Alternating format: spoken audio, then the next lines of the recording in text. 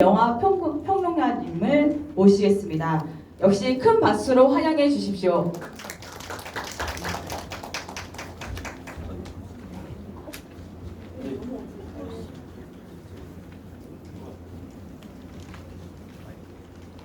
마이크가 아마 하나 더 사용하시면 됩니다. 하나 더 있습니다.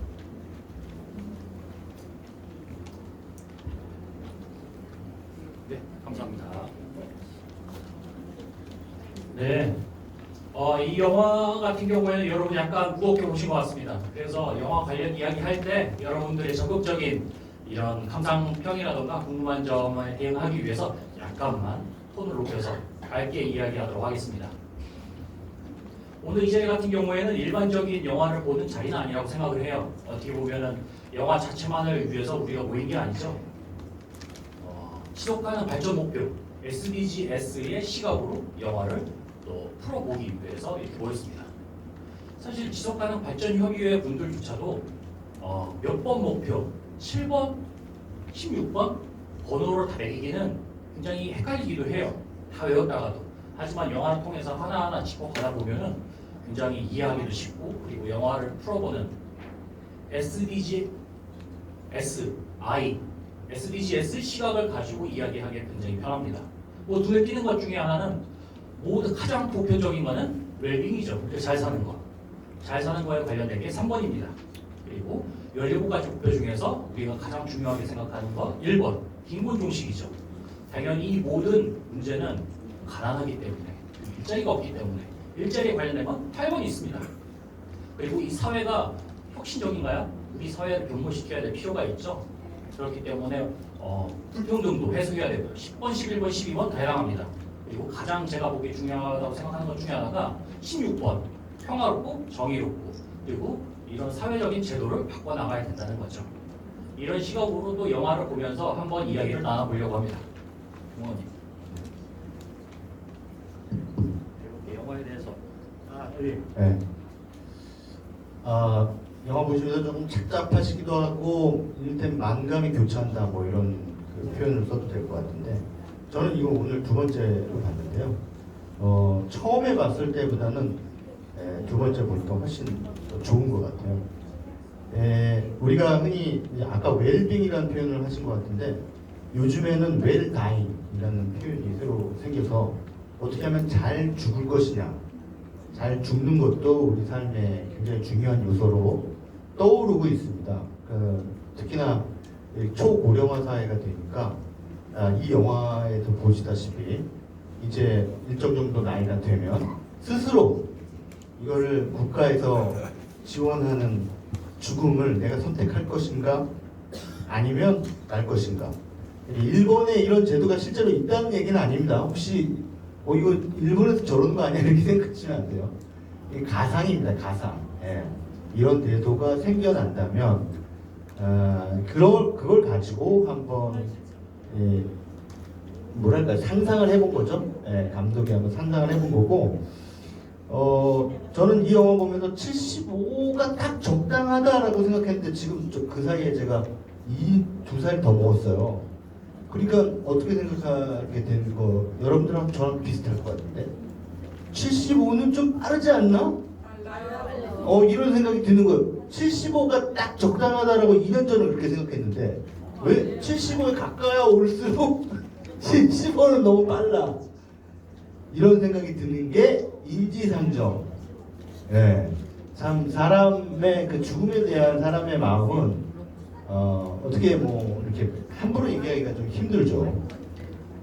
저희 어머니 이미 돌아가셨습니다만 항상 늙으면 죽어야지, 늙으면 빨리 가야 돼 이렇게 말씀하시지만, 항상 조금만 아프시면 약을 드시고 살기 위해서 노력을 많이 하셨어요. 그러시다가 가셨는데, 어쨌든 우리 인생의, 우리 삶의 그 굉장히 중요한 종착역, 죽음이라는 거, 누구에게나 찾아오는 거, 이걸 피해갈 수 없는데 이걸 어떻게 받아들일 것이냐라고 하는 화두를 사람들한테 이렇게 툭 던져주는 거죠. 이런 그 죽음과 이런 플랜 75 같은 제도가 생기려면 이건 당연히 사회적인 합의가 선행돼야 되겠죠. 사람들이 싫은데 막 무조건 막 이런 제도를 만들 수는 없어요. 그건 완전히 독재 국가죠. 예. 그 사회적으로 합의가 돼야 되고 우리는 이 나이 지났을 때 국가가 지원하는 그 마지막 최후를 맞는 그런 선택권을 사람들이 갖도록 하자. 근데 이제 이게 우리나라에도 과연 될까? 언제쯤 될까? 뭐 이런 여러 가지 생각을 영화를 통해서 하셨을 겁니다. 예, 그래서 제가 뭐 평론가랍시고 여기서 이러쿵저러쿵 저 혼자 말씀드리는 것보다는 실제로 여러분들이 영화를 보시면서 든 생각들, 나는 이런 생각이 들었어. 그런 말씀을 좀 같이 나누는 시간을 가졌으면 좋겠습니다. 그래서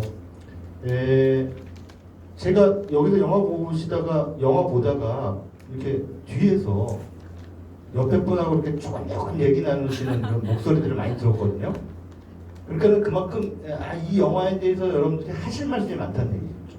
예, 장면마다 느끼신 점도 많고 하니까 그때 여러분들이 논평을 하면서 이렇게 주의 깊게 영화를 보시는 그런 상황을 제가 봤습니다. 그래서 영화 보시면서 나는 이런 느낌을 받았다라고 하시면 다른 관객들한테도 많은 도움이 될 겁니다. 그런 생각들을 나누는 자리를 좀 가졌으면 좋겠습니다. 그래서 손 들어서 저기 지금 말씀하시는 분 혹시 말씀하실래요? 마이크 갖다 드릴 테니까. 네. 이렇게 손을 들어서 얘기하시면 말씀하실래요? 네. 마이크 좀 갖다 주세요. 네, 마이크. 네. 여기 어머니 뭔가 말씀하실 것 같이 이렇게 크게 말씀하시길래 여기 어머니 안경 쓰신 분 옆에 아니에요? 그냥 떠드신 거였어요? 여기 앞에 이제 앞에. 네, 우리 회장님은 먼저 말씀하시죠. 네, 이제 영화를 봤을 때 우리나라가 지금 처해 있는 현실이 사실 70, 80 세대가 이 대한민국을 잘 살기 위해서 만든 세대들이거든요. 75세라고 하면 지금 그 유엔에서 발표한 게 79세에서 90세까지를 중년으로 보는 거거든요. 64세에서 79세까지를 청년으로 봐요. 또 18세에서 64세까지를 청년으로 보는 거고, 이런 찰나에 조금 전에 그 75플랜이라고 한다면은 70, 80 세대가 고생을 해서 지금 잘 우리가 살기 좋은 대한민국을 만들어 놨는데, 이들에게 75플랜이라고 한다면 이건 좀 억울하지 않느냐. 또 유엔이 이 연령층 분류를 그렇게 하고 있는데, 물론 우리 이제 후세 젊은 세대들에게 정말 이 노인들이 짊어지게 하는 것은 사실입니다, 현실이. 그러나 아직 한국은 70, 80 세대가 굉장히 건전하거든요, 건강적으로도. 이래서 이 플랜이 75플랜은 좀 그렇고, 한다고 하더라도 이것이 국민의 합의가 없이 한다면은 이거는 상당한 저항이 부딪힐 거다, 이런 말씀을 드리고 싶습니다. 예, 현실적인 말씀을 회장님 말씀하셨는데, 실제로 여러분들이 이런 제도를 국가가 만든다. 75세인지 80일지 85인지 그거는 이제 뭐 협의하기 나름이겠지만, 이렇게 최후를 국가가 지원을 해주고, 그거를 근데 여기에는 빠져있는데 이와 비슷한 다른 영화에는 뭐가 나오냐면 장례비 무료, 그리고 그 자식들한테 지원금이 나와요. 이렇게 해가지고 그러면 인센티브를 줘야겠죠. 그래서 그런 차원에서 제도화하는데, 여러분들 가운데 혹시 이런 제도가 한국에서 생긴다, 나는 찬성, 손 들어보세요. 이거 봐요. 젊은 분들만 찬성해요. 젊은 분들만 찬성해. 그거야. 이게 그래서 힘들다는 겁니다. 실제로 나이가 들면 내가 왜 이렇게 된다는 거예요. 점점점. 그러니까 이게 사회적 합의라는 게 굉장히 어려운 것 같아요. 뒤에 선생님, 한번 말씀해 주시죠.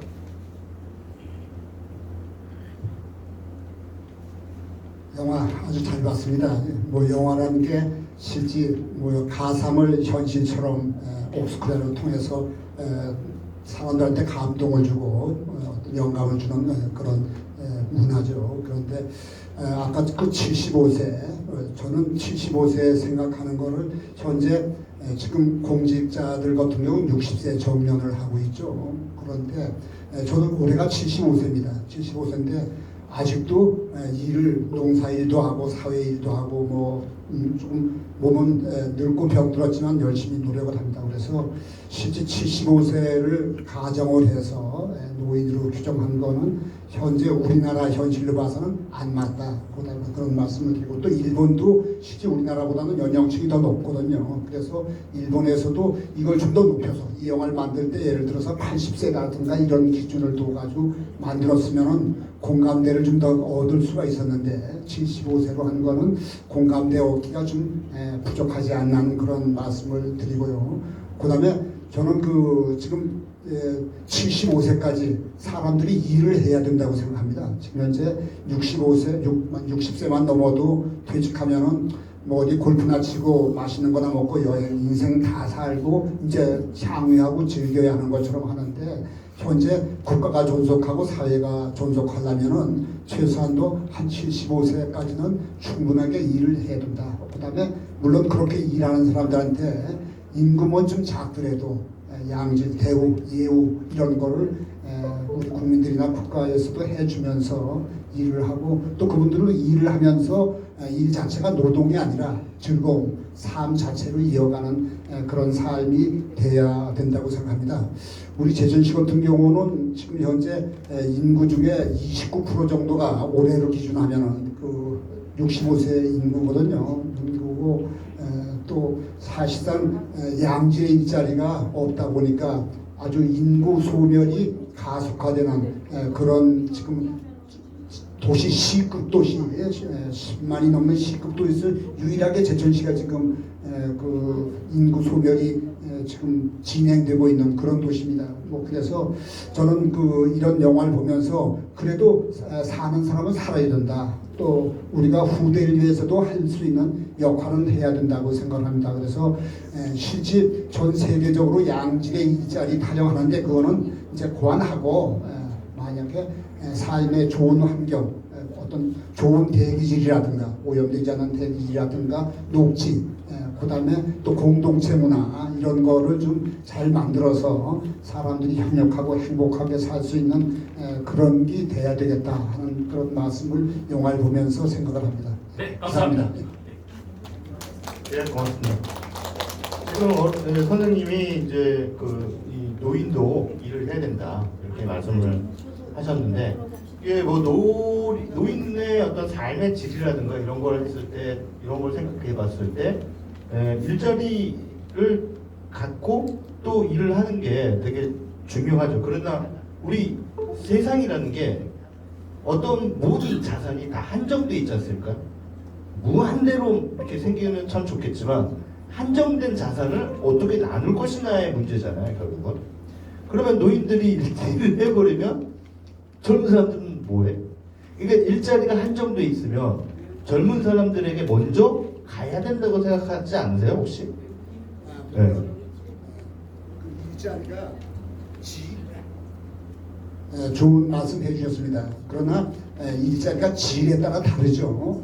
지금 뭐 우리나라 같은 경우에는 아시겠지만은 젊은 분들은 양질의 일자리, 그러니까 임금 많이 받고 그다음에 깨끗하고 화이트 칼라 이런 거를 주장을 하시죠. 그런데 그 밑에 좀 단계를 낮춰서 노동 쪽에서 지금 뭐 우리 제천도 웬만한 그 기업에 산업단지 기업에는 외국인 근로자가 뭐 한 60-70% 차지를 하고 있죠. 뭐 그래서 좀 힘든 일 이런 일들은 좀 안 하는데 우리 이제 그 노인들한테 일자리 주라는 건 젊은 분들의 일자리를 그걸 우리가 차지하겠다는 것이 아니라 임금도 낮춰서 젊은 분들보다 임금도 좀 다운시키고 그다음에 단지 복지 정도만 잘하고 일하는 즐거움, 사람이 노는 것보다 일할 때 어떤 생산적인 일을 할 때 상당히 사람이 행복하고 좋거든요. 또 시간도 잘 가고 그래서 그런 개념으로 말씀을 드린 거지 젊은 사람들 일자리를 그거를 탐내거나 그다음에 그분들의 일자리를 뺏겠다는 얘기는 전혀 아닙니다. 아니, 당연히 이제 어르신들이 하실 수 있는 일이라는 게 또 있으니까요. 또 청년들이 할 수 있는 그런 일들이 또 따로따로 있으니까 그런 것들을 잘 세밀하게 만들어서 분배하는 게 정확하게 맞겠죠. 그런 차원에서 보면 어찌 됐든 이 초고령화 사회가 그러니까 초고령화 사회가 갖는 문제는 어르신들이 너무 많아진다는 얘기잖아요. 그죠?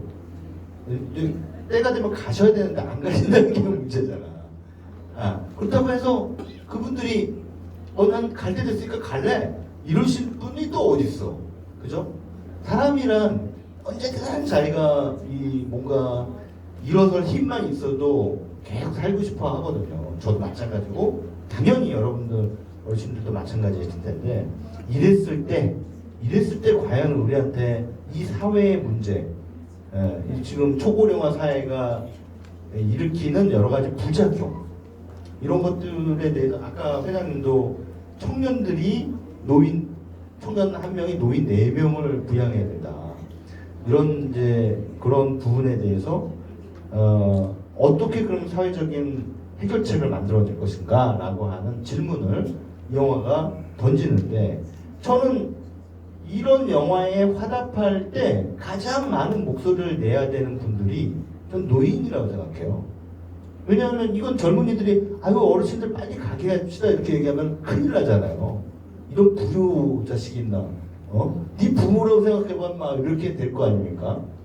그러니까는 어르신들이 이거에 대한 철학을 가지고 그 갈 길에 대해서 얘기를 해야 된다. 그러니까 이 사회적 합의라는 게 결국은 그 고령층에서 노령층에서 만들어져야 된다. 저는 그렇게 생각하거든요. 굉장히 어렵지만 그런 차원에서 저는 이 영화가 굉장히 우리한테 던져주는 시사점이 크다 이렇게 봤습니다.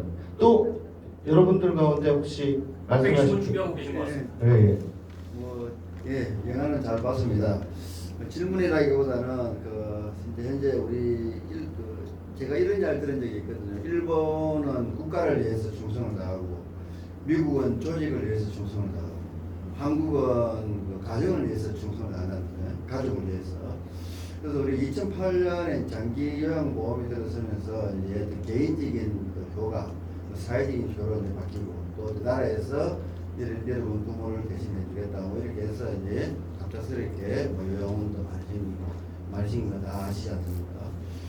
그런 것이 이제 이런 영화들을 통해서 이제는 이제 예전에 조선시대인가 고려시대의 고려장 개인적 고려장에서 이제는 또 사회적 고려장으로 이 감독이 어떻게 어들을 가지고 영화를 만들었지 않았나 이런 생각이 드는데 과연 이게 우리나라가 아직까지 뭐 관혼상제라든지 또 유교적인 문화가 많이 팽배되어 있는 집단, 그다음 금방 이때까지 우리 선생님들 말씀하시는 것처럼 어르신들이 노인들이 과연 죽음에 대해서 실질적으로 생각해 보면 늙으면 죽어야라고 말씀을 하면서도 우리 어머니 말씀처럼 그렇게 실질적으로 조금만 아프시면 저희 아버님이 올해 연세가 99세이시거든요. 그런데 대통령이 어떻게 했냐, 대통령 와이프가 잡혀갔다는데 어떻게 했느냐, 이렇게 정치사에 관심이 많을 정도로 존경하십니다. 이러한 상황에서 과연 이 영화 감독, 평론가 선생님들이나 전문가님이 보셨을 때에 왜 플랜 75를 했을까? 그런데 그만 이야기했듯이. 그래서 실질적으로도 영화라는 게 허구일 수도 있지만 우리가 AI 시대를 맞이해서 이런 여러 가지 톰 크루즈 나오는 미션이라든지 이런 영화들이 현실화될 경우도 있거든요. 그래서 우리가 이제 개인적인 효과, 사회적인 효로 2008년도에 진입을 했는데 실제로 이러한 개인적 고려장에서 사회적 고려장으로 가지 말라는 거예요. 엉담 아닙니다. 그러한 차원에서 우리 전문가 선생님이 보셨을 때 이 영화를 만든 감독님이 실질적인 그 내면적인 그 던지는 메시지는 무엇인지, 그리고 또 아까 잠시 말씀하셨는데 이러한 비슷한 영화가 우리는 잘 모르니까 이러한 비슷한 영화가 얼마나 많이 있는지 그게 좀 궁금합니다. 좋은 질문이에요. 이 비슷한 영화가 그렇게 많지는 않아요. 그렇게 많지는 않은데 요즘에는 그 존엄사라고 그러죠. 예전에는 안락사라고 그랬는데 그냥 자기가 죽음을 선택하는 거, 그걸 존엄사라고 부르는데 그 존엄사와 관련된 영화들이 점점점 많이 나오고 있긴 합니다. 근데 인도 같은 영화, 인도의 그 영화가 뭐였더라? 그 제목이 생각이 안 나네. 이거 어떤 영화죠? 인도의 그 왜 하반신 불구가 돼가지고 죽음을 선택하는 영화가 있거든요. 네네. 그런 영화가 있는데 그 젊은 사람이에요. 젊은 사람인데 존엄사를 선택하는데 국가가 존엄사를 인정을 안 해줘요. 그래서 이 사람이 소송을 겁니다. 나는 죽게 할 권리가 있다. 왜 내가 죽을 수 있는 권리를 국가로부터 박탈당해야 되냐 했더니 국가는 너가 너의 생사 여탈은 신만이 결정할 수 있는 거야. 네가 결정하는 게 아니야. 이렇게 이제 얘기를 하는 거죠. 그게 사실은 일반적인 사회의 가치관 아닙니까? 너 어떻게 함부로 네 스스로를 죽이려 해? 너의 죽음은 신만이 결정한다. 이게 서구 사회뿐만 아니라 대체적인 사회들이 가지고 있는 가치관입니다. 죽음에 대한 가치관이에요. 그렇기 때문에 존엄사에 대해서 사실 말도 꺼내기 어려운 게 현실인데 이제는 영화에서 그런 것들이 막 나오고 최근에는 룸 넥스트 도어라고 하는 또 영화가 있었어요. 틸다 스윈턴이라는 이 여배우가 주연을 맡은 영화인데 틸다 스윈턴이라는 여배우가 암에 걸렸습니다. 불치병에 걸렸어요. 불치병에 걸리니까 나는 그 항암 치료 같은 거 받기 싫다. 고통스럽거든요. 항암 치료가. 그러니 깨끗하게 죽겠다. 그래서 자기가 죽을 약을 구합니다. 그러나 그거를 투약하는 것은 불법이에요. 그러니까 존엄사가 인정이 안 된 사회인 거죠. 그랬을 때 이제 그래도 뒤처리는 누가 해줘야 되잖아요. 그래서 자기가 너무너무 좋아하는 자기 친구한테 부탁을 하죠. 야, 내가 이렇게 해서 죽으려고 했는데 뒤처리 좀 해줘. 근데 뒤처리도조차 사실은 불법입니다. 네.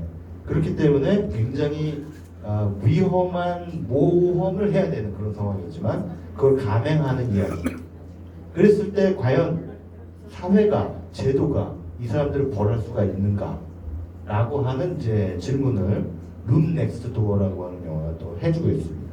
그런 영화들이 최근에 곧잘 나오고 있는 이유는 말씀하셨다시피 이제는 존엄사라고 하는 게 수면 위로 올라서고 있다. 이 논의가 더 이상은 안 된다. 존엄사를 허용하자. 적어도 가겠다고 하는 사람 날리지 말자. 네. 그렇게 이제 그 정도만 해도 선택의 자유를 주는 거죠. 물론 의무적으로 다 몇 살 이상은 다 가세요 이게 아니라 고려장과 이거의 차이가 그거예요. 고려장은 몇 살 이상 되면 산을 빨리 가세요 이거잖아요. 근데 이거는 본인이 선택하세요. 이렇게 되는 거죠. 그래서 선택했을 때 그것을 어떤 법적인 차원에서 시비를 걸지 않고 오히려 지원을 해준다. 라고 하는 게 이제 플랜 75. 근데 75세라고 하는 나이가 왜 나왔냐? 아까 말씀하셨는데 이 영화라는 것은 항상 극적인 장치를 둡니다. 극단적인. 그래서 75가 아마 감독도 75는 너무 이른데 라고 생각했을 수도 있겠지만 영화를 보는 사람들은 약간 자극을 받아야 되거든요. 75까지 살란 말이야? 라고 하면서 도대체 어떤 내용의 영화냐 하면서 호기심을 갖고 볼 수 있도록 하는 그런 장치다. 진짜로 75세는 가야 된다 라고 하는 게 아니라 그런 어떤 그 손님을 끌기 위한 장치. 그렇게 이제 이해를 하시면 될 것 같습니다. 또 어떤 말씀하셨죠? 저도 한번 네. 추천해드리고 싶은 영화가 있는데요. 지금 보면은 여러분들이 본인이 굉장히 많이 투영하시기 때문에 죽음적인 부분에 대해서 많이 이야기를 하시는데 실제적으로 제가 더 와닿았던 부분은 국가의 이런 규제였어요. 법으로 사람들을 올감해서 포스터 같은 경우에도 적혀 있죠. 선택인 것처럼 보이지만 강요하는 겁니다. 예를 들어서 이제 고전 명작 중에서 독일 영화였죠. 그 73년도에 소일랜드 그린 같이 보시면 좋을 것 같습니다. 소일랜드 그린은 이렇게 비참한 미래 사회에서 사람을 경제동물로 보거든요. 경제동물 잘 아시겠지만 돈벌이가 안 되는 동물은 살처분하죠. 지금 이거 같은 경우도 그렇습니다. 마치 수평아리처럼 경제성이 떨어지니까 모든 국민들을 숫자로 따져서 전부 다 살처분하려고 하는 과정입니다. 그래서 소일랜드 그린 같은 경우에도 굉장히 자극이 될 거고요. 또 법적으로 나이 드신 분들을 올감해야 거잖아요. 유사한 이런 근사 SF 영화가 있는데요. 2000년에 배틀로얄이 있습니다. 그거는 고등학생들이 너무 비행이 심해지고 국가가 컨트롤 못하니까 표본 집단을 하나 딱 집어서 서로 죽이게 만들어요. 그런 사회적인 압박을 가해서 어떻게 해서든 청소년들을 컨트롤을 하려고 하는 시도를 국가가 합니다. 그렇기 때문에 여러분들이 이 영화 규제적인 측면에서 같이 보시면 좀 도움이 될 것 같습니다. 아까 선생님이 그 말씀하신 내용과 관련해서 제가 답하려다가 말하다가 까먹은 부분이 있는데 이 영화에 대해서 네. 이 영화는 크게 세 명의 인물을 보여주는데 세 명의 인물. 첫 번째 이제 75세가 되신 할머니죠. 근데 뭐 어떤 가족이 없어요. 부양 가족도 없고 본인이 그러니까 살아온 인생이 일단 결혼은 2번 하셨고 남편들하고는 다 뭐 사별을 하든 어떻게 됐고 자식들은 없고 이런 상황에서 혼자 호텔에서 이렇게 침대 정리하고 이런 일들을 이제 하고 계시다가 또 뭐 다른 일도 한번 찾아보시고 뭐 이런 상황입니다. 보통 저런 분들은 기초 수급 대상자가 되는데 저 할머니는 굉장히 뭔가 아직은 이래겠다라고 하는 그 의지가 강한 사람이죠. 그냥 저런 분들은 젊은이들이 봤을 때는 그냥 기초 수급 대상자 되지 뭘 저렇게 늙어가지고 저렇게 일하려고 다녀라고 생각하겠지만 저 할머니는 일을 놓는 순간 자기가 이 사회에 쓸모없는 사람이 된 것 같은 그런 느낌을 아마 받으실 거예요. 근데 그러다가 이 결정을 내리죠. 자기 친구분이 방문했다가 돌아가신 걸 봅니다. 일단 들어가실 때 이렇게 코를 막잖아요. 이 시체 냄새를 맡은 거예요. 들어가서 이렇게 테이블 위에 이렇게 죽어있는 얼마 전까지만 해도 자기하고 아주 수다를 나누던 그 친구분이 돌아가신 거예요. 그래서 야 저렇게 죽기는 싫다. 깔끔하게 죽어야지 라고 생각을 했겠죠. 그래서 플랜치시브에 신청을 하고 그 젊은 친구하고 상담을 하면서 마음을 가다듬고 결국은 죽으러 갔다가 어떤 계기로 안 죽기로 하죠. 어떤 계기로 안 죽기로 하죠? 옆에 있는 사람 죽는 거 보고 자기도 이거 썼잖아요. 근데 옆에 있는 사람은 스르르 잠이 드는데 자기는 잠이 안 오죠. 왜? 고장났어요. 아까 간호사 그러잖아. 뭐 고장났다고? 이런 얘기가 나오니까 이게 수면제가 안 들어간 거예요. 수면제가 여기에 죽는 약이 같이 들어간 게 아니라 보통 그 존엄사 할 때 얘기를 들어보니까 일단은 재운대요. 프로포폴 같은 걸 맞춰가지고 그 다음에 이제 약을 투하하는데 그러면 고통 없이 그냥 잠들듯이 가게 되는 건데 이 사람은 잠도 못 들고 어쩌다가 옆에 사람 죽는 걸 본 거죠. 근데 그러다가 이제 그러니까 여러분이라도 아마 그런 상황이 되면요 안 죽을걸요. 이거 죽지 말라는 신의 계시야. 하늘이 오늘 죽지 말라는 얘기야. 이렇게 생각을 하고 맨 마지막 장면에 여러분들 보시면 이 뉘엿뉘엿지는 해를 딱 바라보면서 뭔가 시 같은 걸 웃잖아요. 근데 저녁 무렵, 해질 무렵이라는 얘기를 했단 말이에요. 해가 뉘엿뉘엿 지고는 있지만 아직 지지 않았어. 햇빛이 영롱하게 빛나고 있어. 이 얘기는 그만큼 이 할머니한테 살 시간이 남아있다. 그러니까 그 남은 시간을 또 성실하게, 충실하게 살아라. 즐겁게 살아라. 라고 하는 어떤 계시 같은 그런 느낌으로 다가오죠. 또 하나는 자기 삼촌이 해가지고 거기다 데려다 주는 공무원 있죠? 걔는 원래 이 이 제도를 계속 알리고 실행에 옮기는 그런 공무원입니다. 그런데 어느 날 자기 삼촌이 딱 찾아왔어요. 공무원답게 삼촌도 그냥 쿨하게 이렇게 해가지고 딱 접수 딱 받아주는데 그래도 부양가족이 아무도 없으니까 삼촌이 자기가 차로 모셔다 드렸는데 차로 모셔다 드리고 뒤돌아서서 가고 있는데 야 이건 아닌 것 같아.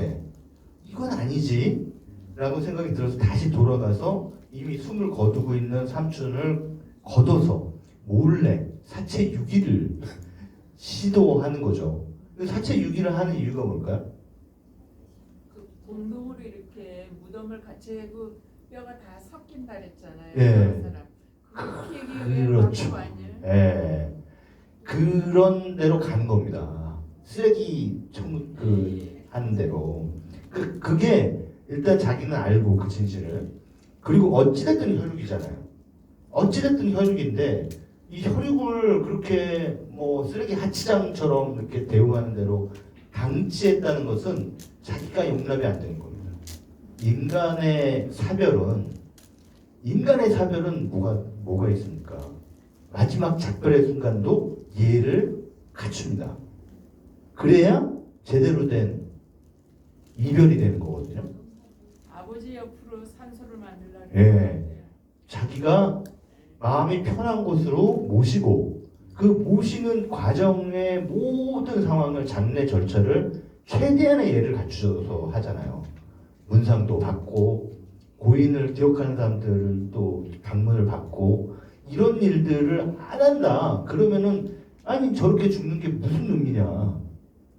이건 너무 좀 심하다 이렇게 생각할 수도 있겠죠. 그 친구는. 예. 그리고 그 할머니 그리고 그 조카를 찾아간 할아버지 그리고 이 조카 이렇게 세 명의 이야기가 주축이 되는데 또 하나가 있습니다. 또 한 명 누구죠? 외국인. 필리핀에서 온 외국인. 필리핀에서 온 외국인은 왜 나올까요 여기서? 이 영화에서? 얘는 돈을 많이 필요로 했지만요. 네. 그거보다 인간 존엄성에 대한 그런 마음이 컸을 것 같아요. 인간의 존엄성. 이 영화는 플랜 75, 즉 나이가 어느 정도 들었을 때 고령화 사회에서 제도적으로 사람을 보내는 그런 것이 기둥 줄거리잖아요. 그게 메인 테마란 말이에요. 근데 여기서 왜 외국인 노동자, 필리핀에서 온 외국인 노동자가 딸, 그렇죠. 그래서 그러면 이 외국인 노동자와 딸을 왜 등장시켰을까요, 감독은? 딸도 지금 어려운 상황, 네. 죽음을 앞두고 있는 세대별 대체.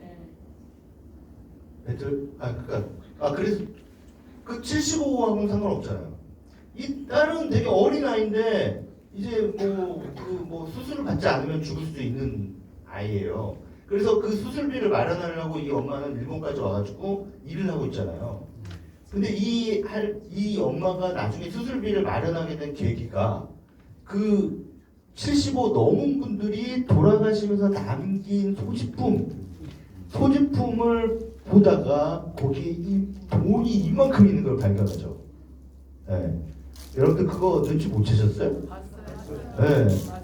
그래서 딸을 구할 수가 있게 된 거야. 이 얘기는 뭐죠? 이 얘기는 이 죽음이라는 게 그냥 죽고 사라지는 게 아니라 누군가의 삶과 연결돼 있다는 거잖아요. 이 아이를 살려주는 거잖아. 어떤 사람이 죽으면서.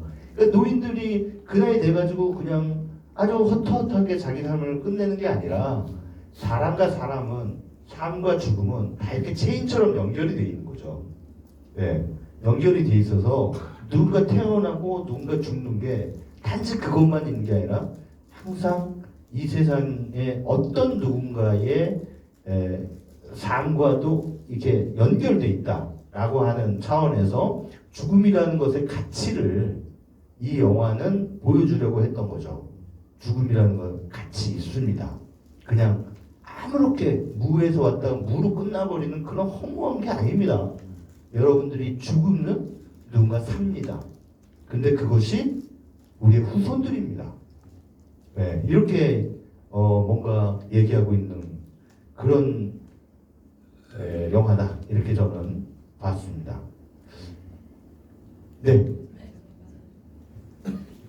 네, 저는 이제 영화를 보면서 되게 답답하고 많이 무거웠거든요. 근데 조동사도 말씀하셨고 그랬는데 이 영화에서 미디어가 주는 효과가 엄청나잖아요. 근데 저는 왜 답답했냐면 윤리에 대해서 생각하게 됐어요. 아까 전에 말씀하셨잖아요. 아마 조카분도 이 사체를 죽었을 때 과연 이게 조동사냐는 거죠. 죽었을 때 그렇게 해서 폐기 처분하듯이 그리고 나이 먹어서 할 일이 없어지니까 사람은 인간은 존엄하잖아요. 천부적으로 존엄한 존재인데 나이 먹고 그리고 일을 할 수 없다고 그래서 아니면 물론 사회의 문제의 어떤 부분에 있어서 뭐 걸림돌이라면 걸림돌 그렇다고 해서 존엄한 존재로 태어난 인간인데 그 부분에 있어서 저는 그 할머니 부분에 있어서 윤리 부분에 그거는 걸린다고 생각을 하고요. 그리고 물론 그 돈으로 인해서 자기 딸을 살리긴 했지만 거기서 머뭇거리잖아요. 그 지갑을 딱 봤을 때 아마 이건 윤리적으로 아마 그분도 거기 나오는 배우분도 그 대역을 맡은 사람도 자기도 순간적으로 윤리적으로 그 부분이 걸렸을 거예요. 그래서 같이 일하시는 분 눈치도 보잖아요. 그래서 저는 그게 너무 안타까웠어요. 왜 물론 사회적인 문제도 있지만 거기에 가장 중요한 인간의 존엄성 그리고 윤리 이게 빠져버렸어요. 그래서 이게 과연 이런 영화가 주는 효과도 많은데 사실 저는 조금 불편해요. 영화를 보고 사실 많이 불편합니다. 그런 부분에 있어서 아예 많이 배제를 했구나. 전혀 그런 부분은 생각 안 하고 사회의 문제만 대두되는 거 부분에 대해서만 너무 부각시킨 것 같아가지고 조금 답답한 마음으로 영화를 봤습니다. 네. 그러면 뭐 봉준호 감독의 걸작 기생충도 보는 입장에 따라서는 굉장히 불편한 영화죠. 네. 네. 그렇게 사실 뭐 어떤 문제작이라고 우리가 얘기하는 거는 사회에 질문을 던지는 그런 경우가 많습니다. 이렇게 이런 상황이 됐을 때 당신은 어떤 선택을 할 것인가 뭐 하는 그런 부분에서 물론 지금 말씀하신 것처럼 영화가 놓치고 가는 부분도 있겠죠. 근데 영화적인 어떤 질문을 만들어내기 위해서 요거는 조금 넘어간 거 아닌가라고 하는 부분에 그 영화가 어떤 그렇게 세팅이 될 수도 있지만 기본적으로 저는 좋은 영화란 사람들을 불편하게 만드는 영화다 이렇게 생각하거든요. 뭐 공포 영화 있잖아요. 그 공포 영화에서 막 목 댕강 자르고 막 이런 건 불편하죠. 그런 불편함이 아니라 내가 가지고 있는 기존의 통념과 관념이 있는데 그거를 싹 긁어버려요. 어떤 영화가. 그러면은 사람이 생각하게 만들거든요. 이게 맞나? 라고 하는 그런 생각을 하게 만드는 그런 영화들이 저는 좋은 영화다. 그렇게 생각을 합니다. 감동은 줄 수 없어도 생각은 할 수 있게 하는 그러나 편리한 감동을 주면서 아무 생각 못하게 만드는 영화도 있어요. 뭐 예를 들면 7번 방의 선물이나 최근에 개봉한 좀비딸이라든가 이런 영화들이 그렇죠. 아무 생각 없이 봐도 돼요. 그런 영화들은. 그러나 눈물은 나요. 과연 좋은 영화인가? 그런 영화가. 이제 이런 질문을 평론가라고 또 던져야 되지 않겠습니까? 혹시 이 행사 진행하시는 거 저희들이 많이 진행하는데 시간적으로는 혹시 지금 괜찮으실까요? 네. 저희 시간은 저희가 네. 정각 4시로 4시가 아니고 5시. 5시로 안내를 했어요. 네네. 평론가님께서도 혹시 편하게 조금만 이렇게 맞춰서 진행해 보도록 하겠습니다. 또 말씀하신 분 계세요? 네, 저쪽에. 저는 물론 이 죽음이라는 데에 대해서 선택이냐 강우냐라고 생각하는 것도 있지만은 그거 거보다는 제 사회 피해자가 생기지 않았을까라고 생각을 하면서 봤거든요. 첫 번째 뭐냐면 노인이 정책적으로 그러니까 안락사에 의해서 죽는 거는 기존 사실이고요. 두 번째는 그거를 행해야 하는 젊은 사람들의 생각들이 약간 그 사람들을 범죄적으로, 그러니까 알게 모르게 나라가 범죄적으로 몰고 가는 그런 형태를 띠지 않을까. 그러니까 죽음에 대해서 좋아. 그러니까 제가 하고 싶은 얘기는 뭐냐면은 젊은 사람들의 생각을 조금 이렇게 뭐라 그러지 생각을 안 하고 노인 위주로 편성을 했기 때문에 젊은 사람들이 홍보하고 그 다음에 또 그거에 대해서 상담해주고 그런 젊은 사람들이 잠재적 살인자가 되지 않을까라는 약간 부작용적인 양극성이 있지 않을까라고 생각하고 이 영화를 봤는데 평론가님께서는 이 영화에서 젊은이들의 평가를 어떻게 보셨는지. 그래, 영화는 영화잖아요. 네, 그렇죠. 영화는 영화다. 네. 예. 그러니까 영화에서 만드는 건 다 만약에라고 하는 거거든요. 만약에 이렇다면. 예. 그렇기 때문에 지금 현재 현실을 그대로 투영하고 있다라고 보는 건 무리가 있어요. 그러니까 영화가 만약에 이런 제도가 있다면이라고 하면서 인간으로서 머뭇머뭇거리거나 또는 저런 상담을 하는 그 여성처럼 굉장히 슬픔을 느끼거나 그렇죠. 또 조카처럼 이렇게 보내드리는 건 아니야라고 생각을 하거나 이런 여러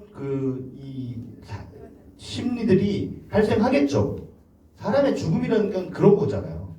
누군가 죽는데 아무런 감정 없이 너무너무나 사무적으로 이렇게 딱 해결된다? 그것도 이상한 사회 아닙니까? 당연히 이러한 그 감정적인 요소들이 개입이 될 겁니다. 그렇기 때문에 이러한 요소가 아예 없다면 오히려 굉장히 이상한 영화가 되겠죠.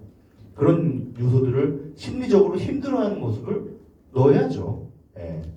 죽는 거니까. 이런 정부에 산다면 평론가님께서는 어떤 생각이 드실 것 같아요? 아니 정부의 판단이 만약 이런 거를 강요한다면? 강요하면 안 되죠, 당연히. 이 영화도 영화이기 때문에 많은 걸 생략합니다. 그러니까 이 제도가 일본에서 그냥 정부가 막 밀어붙여가지고 생겼다? 아니면은 어떤 국민투표를 통해서 생겼다? 이런 사전 정보가 없잖아요, 영화에. 영화에 없다는 건 그거는 그냥 우리 그랬다고 칩시다. 그런데 민주주의 국가에서 사람이 죽고 사는 문제를 저렇게 정부가 막 밀어붙일 수 있겠습니까? 근데 국회 통과됐고 어. 선전에 나오잖아요. 네? 모든 사람들이 광고를 하잖아요. 거기에. 그렇게 되면 거의 강요식으로 돼버리는 정부가 돼버리잖아요. 그러니까 우리나라가 아니라서 다행이죠. 그 얘기는 저렇게 하면 안 되겠죠. 예, 그 일본처럼. 근데 일본은 사실 뭐 제가 여기까지 말씀드리는 게 좀 선을 넘는 것 같지만 일본은 제도만 민주주의지 어떤 정책이 추진되고 가는 그런 거는 대단히 봉건적인 그런 부분이 많아요. 그래서 그거를 정책을 추진해 나가는 방향성이라든가 방법 이런 거는 저렇게 가면 안 되겠죠. 충분히 사회적인 협의가 이루어지고 그리고 사람들이 이거를 자연스럽게 받아들이게끔 어떤 존엄사적인 그래서 이 제도를 선택하는 사람들한테 최대한의 예의를 갖추는 최대한의 예의를 갖추는 그런 방식의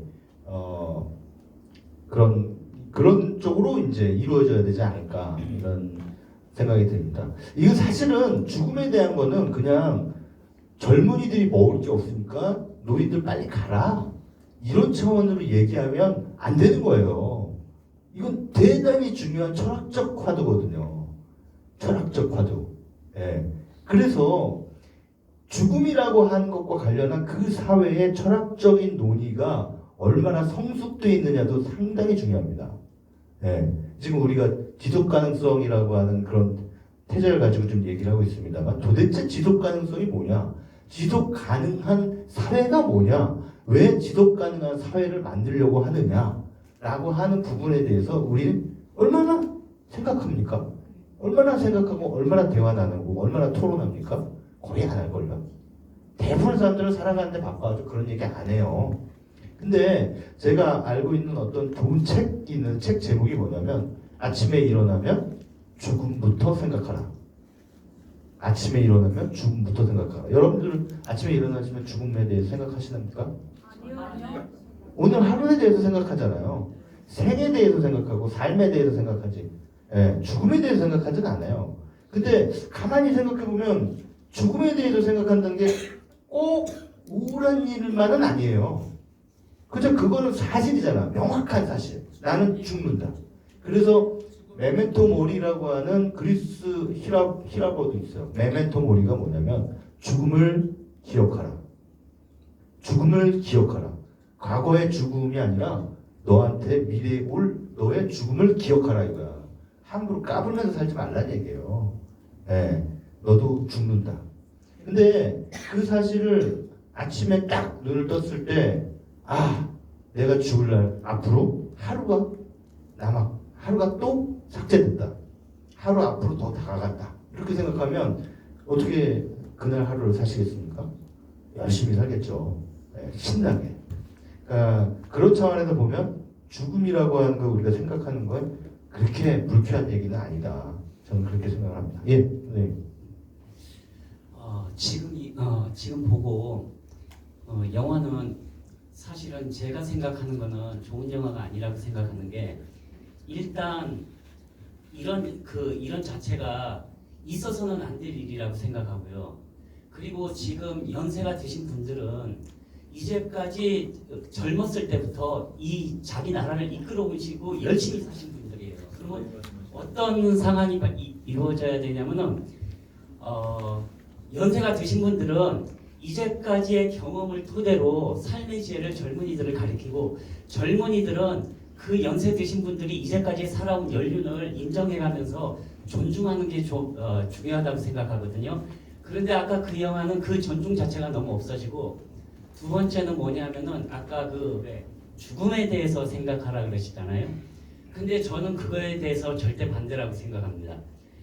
왜 그러냐면 살려면 우리가 내 자신을 생각해 볼 때 내가 죽음을 생각한다면은 앞으로의 나날을 그러니까 뭔가 진취적으로 생각하는 방향보다는 자꾸 침체되는 방향으로 생각한다고 생각해요. 그러니까 연세 드신 분도 진취적인 방향으로 생각하면 사는 그날까지 진취적인 방향으로 그 정신 건강을 아주 건전한 정신으로 살아가야 된다고 생각을 하고 있습니다.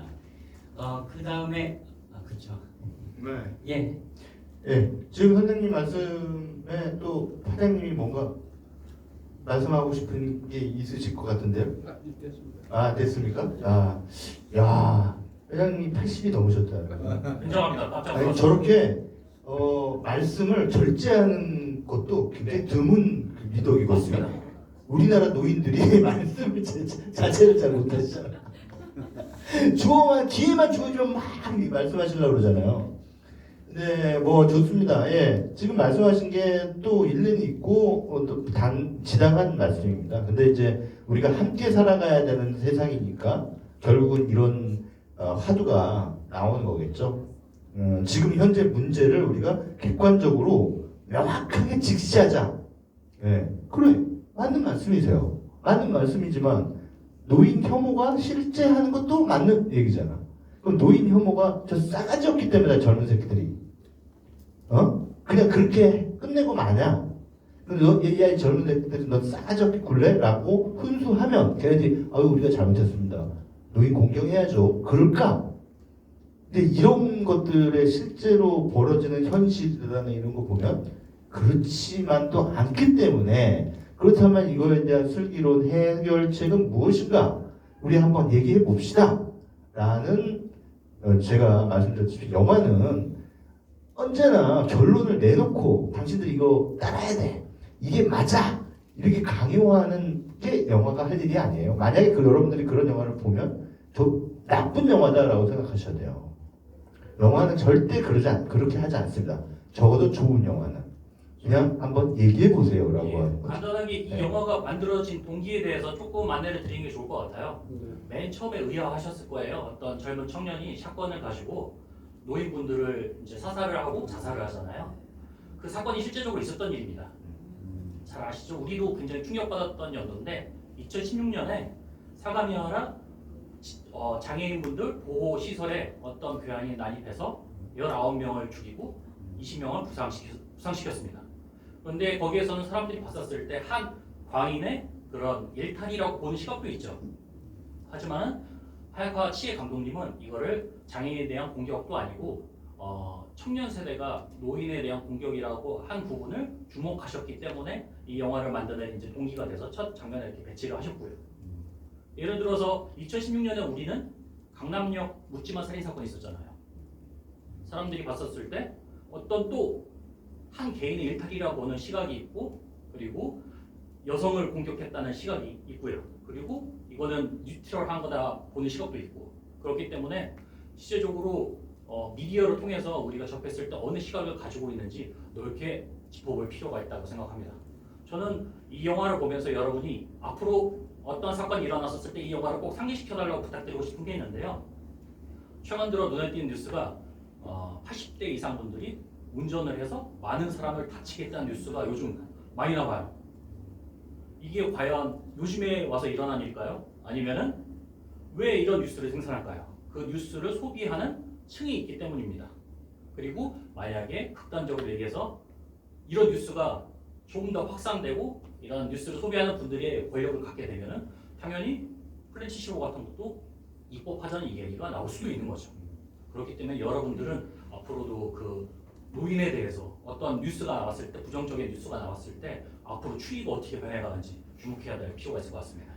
플랜치시보가 정확하게 다시 한번 말씀드리자면 이 영화의 플랜치시보의 설정은 죽음을 강요하는 게 아니라 지원한다. 이거잖아요. 근데 이제 이게 영화적인 어떤 극적인 장치들을 동원하다 보니 여러분들 보시기에 일단 깜짝 놀랄 설정이죠. 국가가 저거를 저런 제도를 운영한다는 게 말이 돼? 라고 생각할 수도 있겠지만 그냥 앞서도 제가 계속 수차례 말씀드렸다시피 영화는 if, 만약에 라고 하는 질문을 만들어서 관객들한테 던지는 거기 때문에 이 뭔가 어떤 극단적인 그런 장치들을 뺀다면 우리가 존엄사, 그래서 존엄사를 인정하는 것도 저는 굉장히 중요한 진보다라고 생각하거든요. 저는요, 제가 정한 날 제가 죽고 싶은 방식으로 죽고 싶어요. 네. 그냥 뭐 몸 막 아프지 않고 맨날 이렇게 막 약 먹고 막 이런 게 아니라 그 벽에 똥치고 이러면서 살아남고 싶은 사람들은 없잖아요. 네. 어쨌든 그거는 이제 평론가 선생님의 개인적인 생각이신 거잖아요. 아 그럼요. 네, 제가 그 개인적인 생각인데 그런데 제가 말씀드리고자 하는 것은 그러한 논의가 계속 만들어지고 있고 우리나라에서도 언젠가는 존엄사법이 통과가 될 것 같다라는 거죠. 그러니까 존엄사법은 국가가 허용하는 거예요. 그러니까 그거를 인정하는 거죠. 지금은 살인이거든요. 그 의사가 살인이 돼요. 의사가 만약에 주사를 꼭 놨어. 이 사람 죽었어. 그럼 의사가 살인이잖아요. 근데 이분이 나 그 주사 좀 놔줘 했을 때 놨다? 이거 살인 아니다. 라는 게 존엄사법입니다. 그래서 자기 죽음을 자기가 설계할 수 있게끔 그 정도만이라도 굉장히 갈 길이 멀긴 하지만 활발한 논의들이 좀 이루어져야 되지 않을까 이런 생각이 듭니다. 네, 원세. 보통 영화 관련 이야기를 하게 되면요, 30분 정도가 일반적인데요. 원세 벌써 1시간 동안 여러분들의 적극적인 참여로 불타는 자리가 열렸습니다. 네.